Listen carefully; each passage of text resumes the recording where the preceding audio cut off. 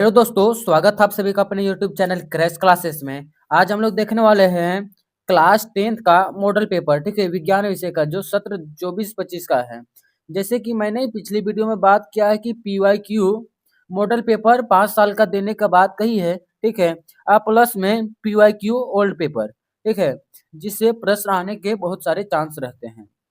इसी को लेकर मैं मॉडल पेपर पे उतर चुका हूँ और बहुत सारा प्रश्न को हल भी किया है, ठीक है, जिससे आज 2024-25 का विज्ञान विषय का होने वाला है पेपर, ठीक है। इसका ऑब्जेक्टिव मैंने देख रखा है और आज यहाँ सब्जेक्टिव देखेंगे, ठीक है। पहला प्रश्न क्या बोल रहा है कि मानव नेत्र द्वारा सामान्य नमक से बने यौगिक के नाम लिखिए।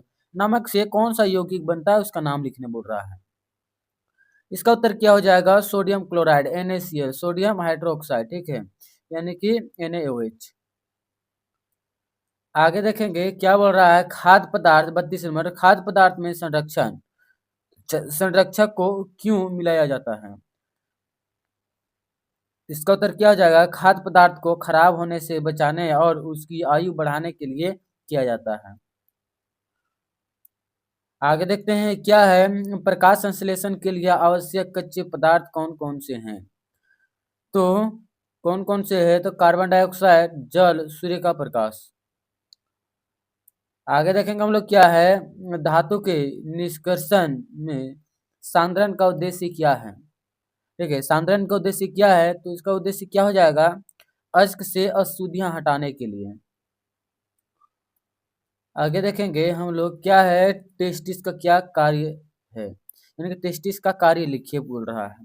तो इसका उत्तर क्या हो जाएगा आप लोगों का कि टेस्टिस शुक्राणु का निर्माण कराता है, ठीक है। आगे देखेंगे हम लोग क्या 36वां प्रश्न क्या है। मानव में वृद्धि हार्मोन का स्राव कौन करता है? तो वृद्धि हार्मोन का स्राव प्यूटिटरी ग्रंथि करता है, ठीक है, जो मस्तिष्क में पाया जाता है। अच्छा अच्छा, ठीक है। आगे देखिए 37 से 42 तक का लघु उत्तरीय प्रश्न होगा, ठीक है। यहाँ देखेंगे क्या बोल रहा है। द्रव्यमान और भार में क्या अंतर होता है? अंतर लिखिए, ठीक है। तो द्रव्यमान वस्तु की मात्रा है, जबकि भार गुरुत्वीय बल के कारण उत्पन्न होता है। छोटा छोटा सा डिफिनेशन था, ठीक है। विद्युत परिपथ में ओम का नियम लिखिए।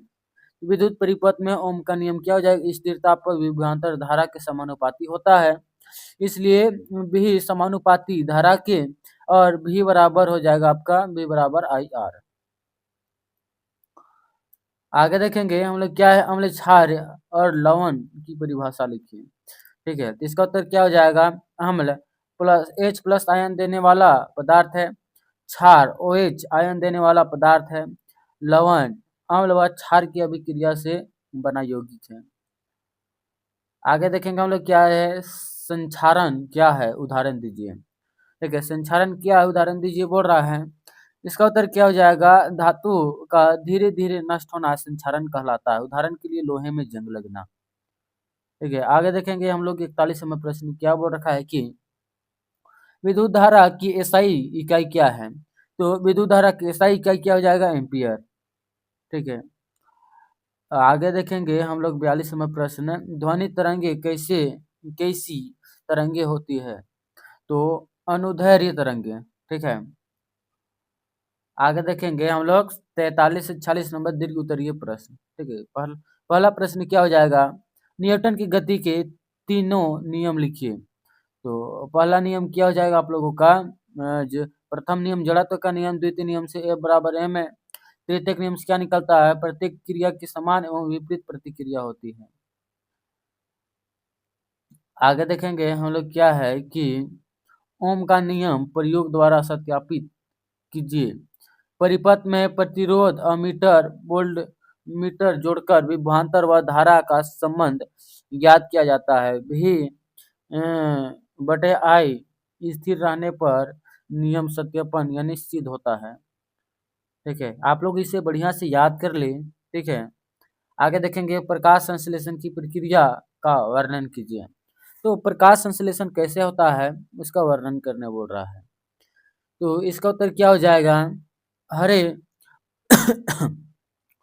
पौधे सूर्य के प्रकाश की उपस्थिति में CO2 और जल से भोजन बनाते हैं। समीकरण 6CO2 प्लस 6H2O बनेगा क्या? C6H12O6 यानी कि 6O2। ठीक है, आगे देखेंगे हम लोग क्या है कि मानव नेत्र का आरेख बनाकर उसके भागों के कार्य लिखिए।